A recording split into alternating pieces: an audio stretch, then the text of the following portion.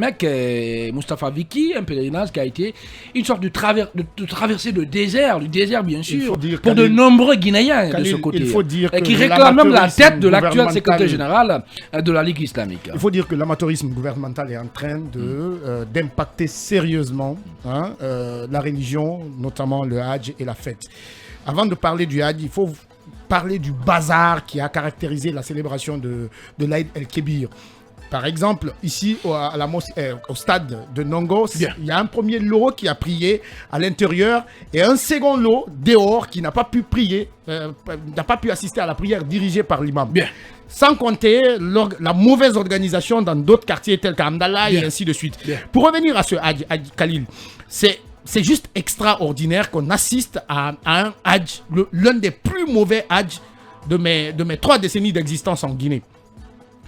Que des Guinéens qu'on dise que les pèlerins n'ont pas pu manger, qu'on dise que les pèlerins se sont égarés, qu'on dise qu'on ne retrouve pas les guides, c'est juste extraordinaire. Pourtant, si c'était un nouveau qui était à la tête du secrétariat des affaires religieuses, je pouvais comprendre. Mais ce sont des gens, c'est une équipe qui est rodée, qui est dans le système, que je n'arrive pas à comprendre que ce soit les mêmes gars qu'on assiste à des erreurs qu'on aurait pu anticiper. Figurez-vous, il y a 2 ou 3 ans, il y a ces erreurs-là qu'on a pu corriger. Même le Fangadaban national n'a pas pu nous offrir un tel truc. Quand même, donc, je suis sincèrement désolé. Ce pays, j'ai l'impression qu'on est en train de régresser du jour au lendemain. On peut reprocher tout au Fangadaban national, mais quand même, il a fait l'effort de nous permettre d'organiser des pèlerinages dignes de nom aux Guinéens. Mais franchement, cette équipe, maintenant, on a un secrétaire général qui prend la parole. Qui voit la prise de parole est une chose. La prise de parole est une chose. Je suis désolé. Avoir des compétences. Avoir des compétences. Non, pas du tout. Pas du tout. Avoir des compétences. Non, mais on l'entendait parler. On l'entendait pas. Mais on n'a jamais assisté à ça. On n'a jamais rendu affamés nos pèlerins. Ça n'a rien à voir. Jamais. Rapidement, est-ce que c'est votre avis aussi, quelque part? Est-ce que ce pèlerinage, la mauvaise organisation justement entre guillemets de ce pèlerinage n'est pas lié au contexte dans lequel justement, voilà, il est intervenu. Bien sûr. Ça n'a rien à voir. Moi, je pense qu'avant de parler d'abord de ce pèlerinage, je vais d'abord placer un mot par rapport au cas de l'imam et Elange Mamadou Saliou Kamara. Je pense que vous faites un mauvais procès à cet imam. Je ne sais pas sur quel pied tu t'es réveillé aujourd'hui, Khalil, ce matin, mais c'est un imam qui est resté Demandez-lui s'il a pris son café. Qui est resté constant durant, en tout cas, plus de 20 ans dans ce pays. Je pense que c'est l'un des rares imams qui osait dire la vérité à Lansana Conté, paix à son âme. Et même pour la question du 3e mandat, lancinante, ce imam, je pense qu'il a dit les 4 vérités au professeur Alpha Condé, mais qui n'a pas su, n'est-ce pas, respecter, qui n'a pas pu écouter les conseils de ce imam. Il n'a pas, en tout cas, un bâton pour pouvoir, n'est-ce pas, imposer ses dires au président de la République, mais il fait partie de ces imams qui ont toujours conseillé, qui ont toujours dit les vérités au président dans ce pays. Je n'ai pas vécu l'époque de Alpha l'avait écarté finalement, évidemment, il faut le signaler. Il ne parlait plus avec Alpha Condé parce qu'Alpha Condé avait même mis son Permettez, Khalil, on va évoluer. Il avait mis son numéro sur renvoi. Moi, c'est des informations que je tiens de l'entourage de l'imam. Le courant ne passait plus entre deux parce que l'imam a osé lui dire la vérité. Attention, monsieur le président, votre histoire de 3e mandat, ça risque de conduire le pays dans des troubles, dans des situations d'incertitude, situations qu'on a vécues et qui a conduit tout droit au processus de la transition entamé le 5 septembre dernier.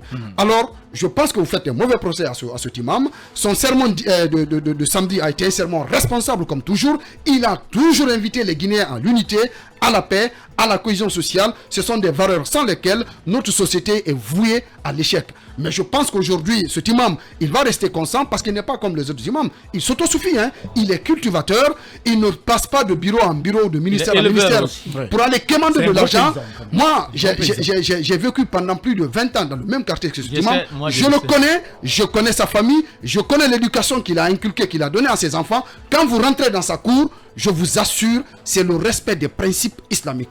Donc vous faites un mauvais procès à cet imam. Pour revenir maintenant au Hajj, je pense que le Hajj en Guinée, il faut un véritable débat, une véritable réflexion autour du pèlerinage en Guinée. Je ne peux pas comprendre qu'après 60 ans d'indépendance de ce pays, les autres pays voisins de la sous-région, le Sénégal, le Mali, chaque année, ils font leur pèlerinage sans tambour battant ni yo-yo. Mais en Guinée, chaque année, c'est les mêmes problèmes qui reviennent. Les pèlerins, pour quitter ici et rejoindre les lieux saints de l'islam, c'est un véritable problème. Certains passent la nuit au niveau du centre islamique de Donka. Je pense qu'au niveau de la Ligue islamique, il faut une véritable réflexion pour pouvoir, n'est-ce pas, faire en sorte de produire sur place, de mettre en place une stratégie, des mécanismes permettant justement que nos pèlerins puissent voyager dignement, aller faire ce taxe religieux et revenir dans de bonnes conditions au pays. Mais qu'on dise, ils n'ont pas mangé, il y a un problème de restauration sur place, un problème de guide sur place, je pense que si après 60 ans d'indépendance de ce pays, nous sommes incapables